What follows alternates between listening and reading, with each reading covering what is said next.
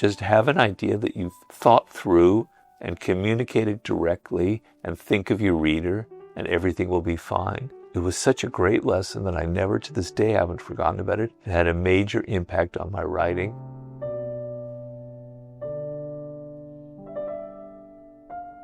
Who were the earliest positive inspirational influences on my life? As a child, I would have to point out my sister, my older sister, who I'm still very close to, Leslie, 4 years older than me. Growing up, we were very, very close, and we had such a similar sense of humor that she made me feel comfortable about myself. She had a major, major impact on how I developed socially and my relationship to women. So she was a very positive impact. And then I had a very close friend who I'm still very close with, Elliot Shane, who's a really good writer and a poet, lives in the Bay Area. Elliot and I, we just really clicked. We were very creative. We had our own kind of radio show that we built, which was incredibly juvenile, but we had a lot of fun. And Elliot and I ended up, when we were 17, 18, taking a trip around the country in a VW van, and we had the weirdest adventures. It was almost kind of frightening what it was like on our own, traveling all over the United States. He had a big impact on me. But then I'd have to point out one other person.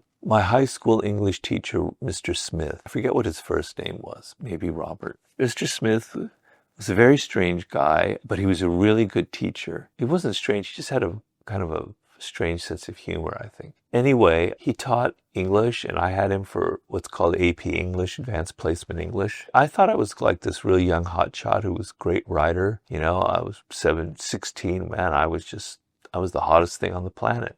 And I turned in this essay I remember very vividly, which I thought was really fancy and really good with all these 3-syllable words in it. I was expecting an A+. Got it back and it had a C on it. It had all this red pencil marks. I was like, what the hell? What's wrong here? And Mr. Smith explained to me, he said, Robert, when you write an essay, it's not about you. It's not about showing off. It's not about all your clever little language and phrases.